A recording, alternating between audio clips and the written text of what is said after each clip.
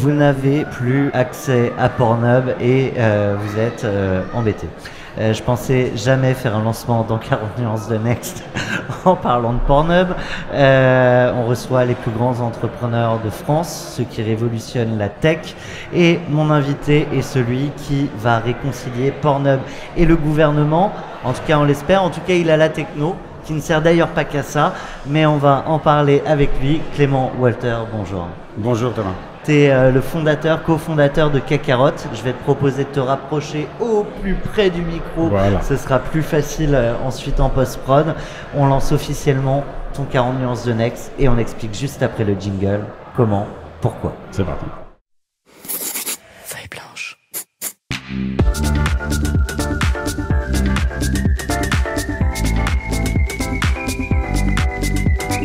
« 40 nuances de Next ». On peut peut-être recommencer par le débat qu'oppose une plateforme et une volonté du gouvernement. Tout le monde peut avoir raison, mais il y a quand même un problème et il va falloir le régler. Oui, alors en fait, c'est un débat qui est à la fois, bon, évidemment, on peut dire nécessaire, hein, parce que bloquer les sites, ou avoir en tout cas, avoir des lois et pas faire l'effort de les imposer, ça c'est sûr que évidemment ça n'a pas de sens. Et après, on peut juger que les contenus doivent être bloqués. Il est évidemment possible de le faire avec plein de moyens qui ont été évoqués par Madame la Ministre récemment. Alors, il y a des contraintes qui existent au niveau européen. Il était censé y avoir des systèmes de double anonymat. Donc, le nerf de la guerre, c'est que les gens veulent bien donner à quelqu'un leur information, mais probablement pas à Pornhub, et que Pornhub veut pas, parce qu'il sait qu'il n'y a pas d'utilisateur, demander en direct non plus, quoi. En fait, voilà. Donc, il y a cette question de double anonymat. Et comment on peut prouver quelque chose à quelqu'un sans lui dire rien de plus, sans lui dire qui on est. En fait, comment je peux vous dire j'ai le droit, mais en même temps je vous dis pas qui je suis bien majeur, ou j'ai le bon patrimoine, ou je suis solvable, ou j'ai bien une carte grise. Et en fait, ce qui est vraiment malheureux, c'est que les seules solutions qui soient disponibles aujourd'hui vraiment nécessitent toujours au moins, on va dire, un tiers de confiance. Donc en fait, on va dire, au lieu de communiquer en direct, on va devoir demander à quelqu'un d'autre de communiquer pour soi et espérer qu'il révèle pas toute l'info.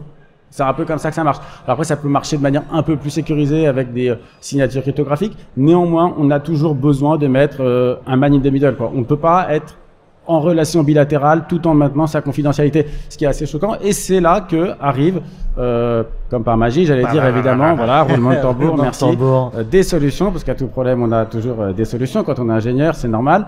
Les zero knowledge proof, ou autrement dit en français, on va dire des preuves d'exécution. Et donc, en fait, ça permet de demander aux utilisateurs d'exécuter un programme en local sur leur téléphone. Ce programme sera dans ce qui nous intéresse. Alors, et là, on sent l'ingénieur. Voilà. Moi, ce que j'aimerais, c'est que tu m'expliques, et on va prendre l'exemple Pornhub, ça ira très bien à tout le monde. Tu arrives sur la homepage, on te demande de prouver que tu as 18 ans, tu cliques, et il se passe quoi? Alors, qu'est-ce qui se passe? Quand on utilise Kakarot demain, on se projette. Hein. Donc en fait, après, il y a un système de QR code. Hein, ça ressemble au système classique quand il faut faire des KYC déjà sur des sites qui existent. Et là, on est redirigé sur une application mobile, donc qui est sur son téléphone, qui va lire la puce NFC du passeport, exécuter sur le téléphone toutes sortes de vérifications nécessaires. Ça peut être l'âge, mais ça peut être aussi le pays, par exemple. Ça pourrait être l'adresse, n'importe quoi. Et renvoyer au site un vrai, valide, accès autorisé ou alors accès refusé sans rien de plus. Évidemment, le site a besoin de s'assurer que les vérifications ont été faites. Et c'est là que la technologie arrive parce que l'utilisateur va en fait pouvoir prouver qu'il a fait ce qu'il fallait. C'est un peu le même principe que quand je me log avec mon Gmail pour n'importe quelle solution. Alors, donc, à part que là, tu as d'autres infos. Alors, en fait, tu veux peut-être pas passer par Gmail en tant qu'utilisateur. C'est ça, typiquement, en fait, pourquoi, dès que vous voulez accéder à un site, vous allez dire à Google, bonjour Google, je suis en train de vouloir accéder à XYZ. Pourquoi Google a besoin de le savoir? Et alors, on peut dire que Google, parce qu'ils savent utiliser ma data. Alors, Google, évidemment, comme tous ces gens, la donnée, évidemment, c'est le nerf de la guerre, c'est le pétrole numérique. Donc, plus on a de données, plus on peut faire des choses.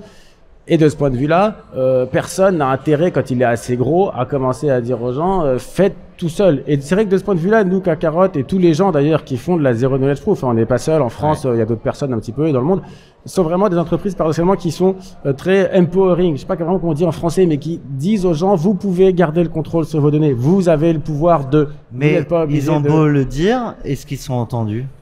Alors,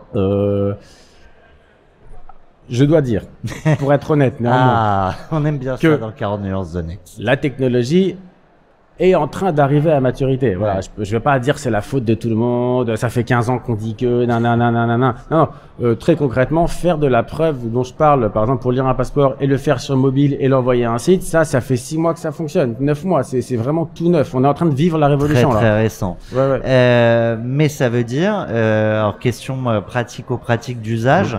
Je suis un utilisateur lambda, je télécharge Kakarot, je peux aller, je vais rester sur Pornhub, hein, c'était notre lancement, je vais sur Pornhub, ça marche, ou faut que toi, les éditeurs de sites aient intégré ta solution pour que ça se matche avec mon application chez moi sur mon device? Alors, ils doivent évidemment intégrer la solution s'il n'y a pas de standardisation. Voilà, c'est toujours pareil. S'il y a standardisation, n'importe quelle solution pourra proposer un résultat acceptable. En attendant, en tout cas, il y a toujours besoin de brancher à celui-là. Après, nous, mais du coup, tu as 2 enjeux. Et pardon, je t'ai coupé, mais tu pourras poursuivre. Tu as 2 enjeux. C'est te faire loguer par tout l'ensemble des éditeurs de sites et autres solutions, et tu vas y revenir. Et l'utilisateur final. Alors, voilà. Publics. C'est vrai que l'utilisateur final souvent devra télécharger l'application qui sera proposée par le site qu'il voudra consulter. Ceci étant dit, il y a quand même une dynamique européenne qui impose la création de wallets pour chaque État membre. On a en France France Identité qui existe, qui permet déjà d'avoir ces papiers numériques et de partager par exemple des preuves d'âge, je sais pas si c'est correct de dire ça comme ça. Bref, des preuves de majorité. Ceci étant dit, on partage des informations qui sont officiellement signées par l'État français. Je n'ai pas envie d'envoyer un document officiel de l'État français à Pornhub, évidemment. Donc, c'est pour ça que c'est pas une solution. Ceci étant dit, nous, Kakarot... C'est pas parce que les gens ont peur que l'État français sache que tu vas sur Pornhub? En tout cas, oui, je pense qu'il y a... C'est un générique. Ouais.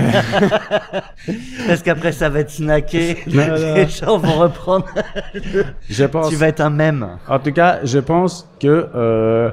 Et nous, d'ailleurs, c'est un travail beaucoup plus éducatif et qui dépasse le cadre de Pornhub qu'on essaie de mener. Ouais. Il faut dire aux gens d'arrêter de partager ces informations. En fait, c'est dingue, mais sur Internet, on partage beaucoup plus qu'on partagerait avec son voisin.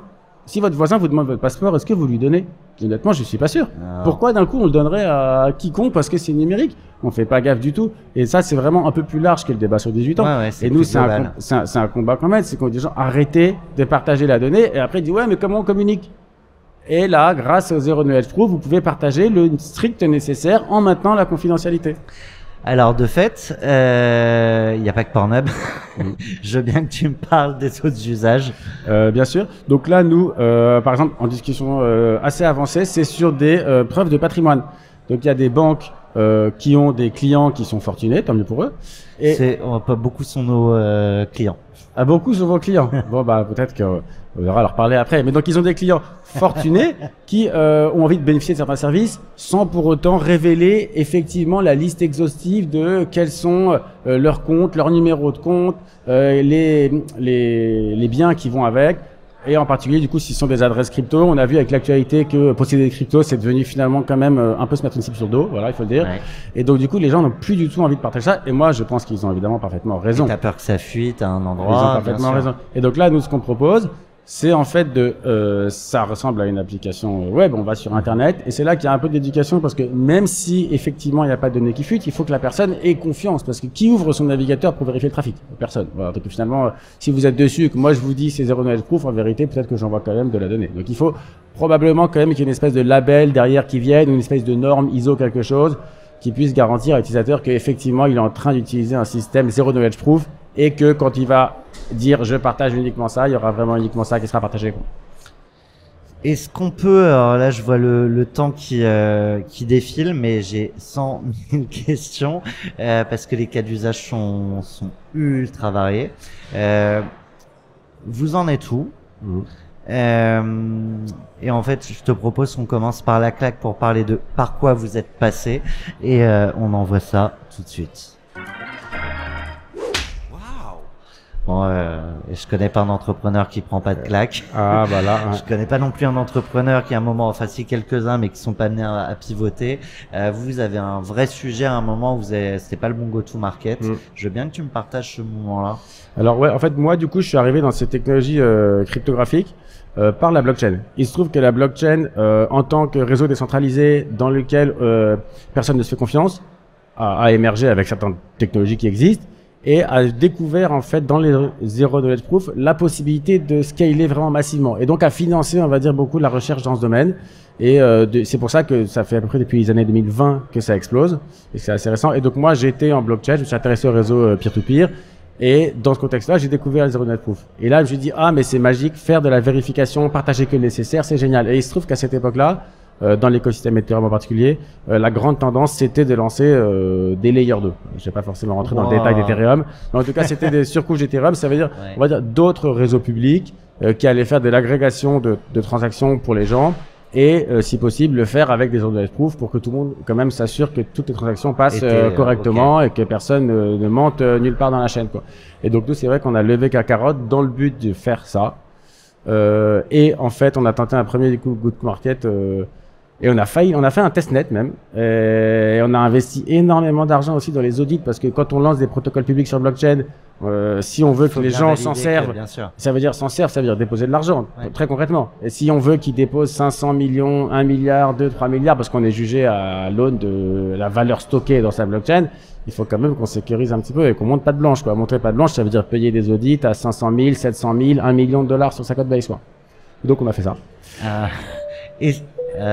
Message rapide du commandant de bord qui nous annonce qu'on entame progressivement la descente. Mais je te laisse évidemment donc on a fait poursuivre. ça, voilà, et 700 000 dollars d'audit plus tard, et à 2 semaines avant le mainnet, on a dit en fait la techno n'est pas prête, en fait l'UX va pas être smooth, en fait il va y avoir des problèmes, et si on le lance, on va être verrouillé sur ce truc-là, parce qu'une fois que c'est lancé, tu peux pas t'arrêter. Si c'est pas parfait. On va galérer, on va pédaler la smooth. Et donc là, c'est vrai que j'ai décidé de tout quitter, quoi. On a tout killé. Et ça, c'était en novembre dernier. C'est toujours un vrai sujet pour les entrepreneurs entre l'obstination et la vision. Et c'est le problème, c'est qu'après, du coup, les gens disent, ah, mais, on a refusé l'obstacle, on est tombé avant la dernière haie. Alors est-ce que c'est, oui, mais on dit si, mais j'ai arrêté parce que je me lançais en pro d'autres choses. Et t'aurais aussi pu planter. J'aurais pu me la manger tout simplement, quoi. Donc ça, c'est vraiment, personne ne sait ce qui se serait passé. On refait pas le match. Et donc après, on a réutilisé la techno pour faire plutôt des moteurs de preuve pour Ethereum à l'origine. Ouais. Et là, ça a commencé par bien se passer. Et après, c'est vrai qu'à nouveau, on a tapé des problèmes d'ordre de grandeur. C'était un peu trop gros comme programme, on va dire. Voilà, pour l'audience, on va dire. Et quand t'as ce sujet où tu dis là, c'est trop gros comme programme, et aujourd'hui, Kakarot, est-ce que c'est? Mais est-ce qu'il y a un petit truc dans la tête où tu dis, non, mais ce truc qui était trop gros, peut-être au lancement, ça, on se le garde et on ira demain, après-demain. En fait, alors, que Kakarot le fasse ou non, c'est sûr que ça va arriver. Le protocole Ethereum est en train d'être migré sur un protocole, alors on dit dans le jargon ZK natif, quoi, qui soit un protocole de vérification de preuves uniquement. Ça n'a aucun sens. Merci pour les explications. Ça n'a aucun sens dans un système de partage d'informations. Ça n'a aucun sens de partager les informations sources pour que chacun refasse les opérations tout le temps. C'est pour ça que ce qu'on veut, c'est que partager des résultats. Tout le monde est content, mais on veut être sûr que les résultats sont bien corrects. Ça demande aussi beaucoup d'investissement de faire un Kakarot. Au-delà de ce que vous avez mis de côté et effectivement de l'argent que vous avez craché au début. Alors, je dirais que l'investissement R&D scientifique, c'est de la ressource humaine et avec l'IA, honnêtement, il en a besoin de moins en moins. Moi, je suis hyper enthousiaste, évidemment. Je m'en sers tous les jours. Je travaille 20 fois plus vite. Donc, je trouve que c'est très... Mais en même temps... Tu codes avec l'IA? Ah bah, évidemment. Oui, moi, sans Internet, et d'ailleurs, personne, si on n'a plus Internet, si Internet est trop lent, on va faire autre chose. Ça sert à rien. Autant prendre un café, quoi. Et donc, en fait, à la fois, je suis enthousiaste et parfois, je suis un peu effrayé parce que je me dis, est-ce que moi, il y a 15 ans, j'aurais eu la chance de commencer à travailler? Est-ce que quelqu'un m'aurait recruté? Ou est-ce qu'il n'aurait pas préféré continuer à bosser à x20 de productivité grâce à l'IA, quoi? Mais bon, donc je pense que ça, il n'y a pas de gros investissements humains, franchement. Moi, je crois vraiment à la $1 compagnie avec une seule personne, de Sam Altman. Je suis hyper convaincu que ça va arriver. Après, la question, c'est quand? La question, c'est quand, mais il y en a probablement d'ailleurs déjà, on les connaît pas, et tant mieux pour eux qu'ils restent discrets. Je pense que c'est mieux. Et après, néanmoins, donc voilà, j'ai dit, quand tu veux déployer un protocole en production sur une blockchain publique comme Ethereum, là, il y aura un coût fixe d'audit. Mais normalement, tu le feras tout à la fin quand tu es sûr de déployer. Tu le feras pas un tout petit peu trop tôt et que tu le mettras.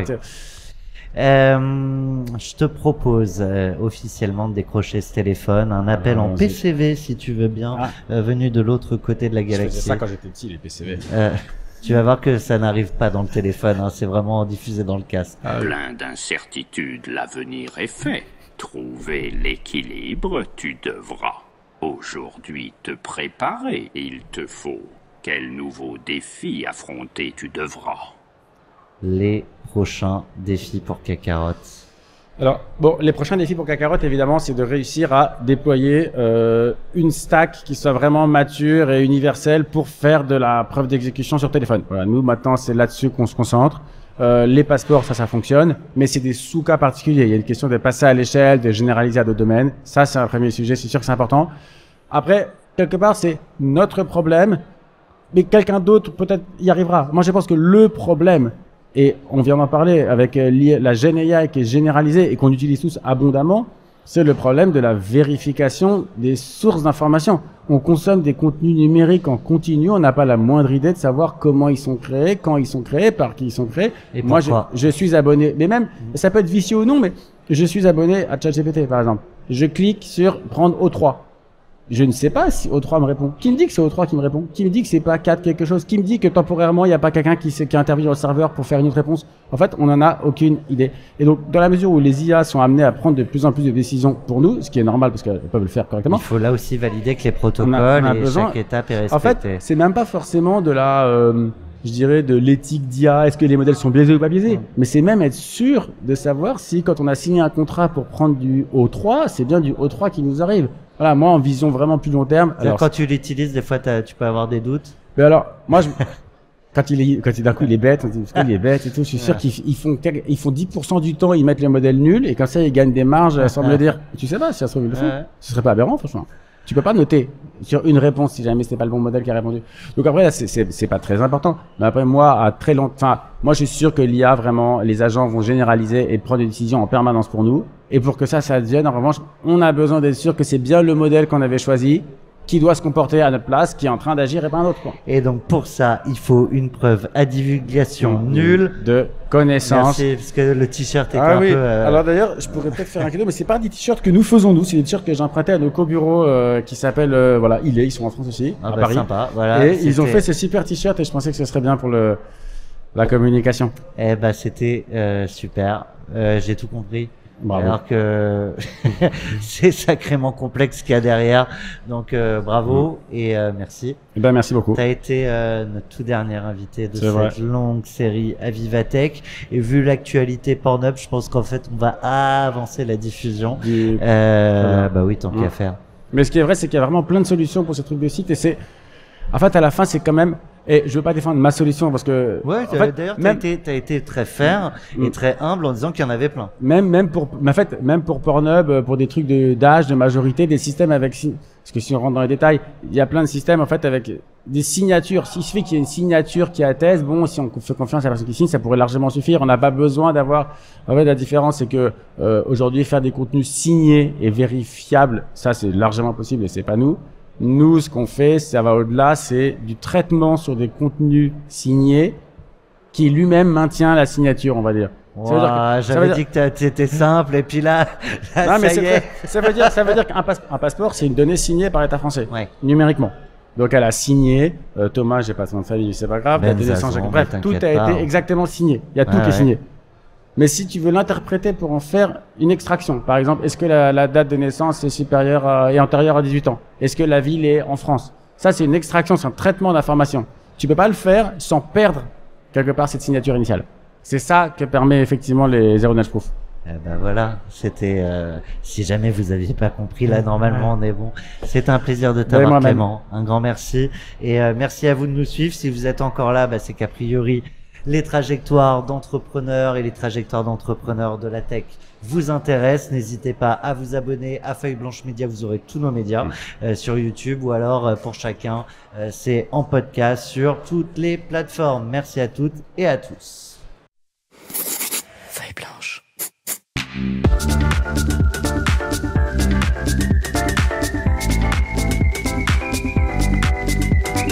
40 nuances de Next.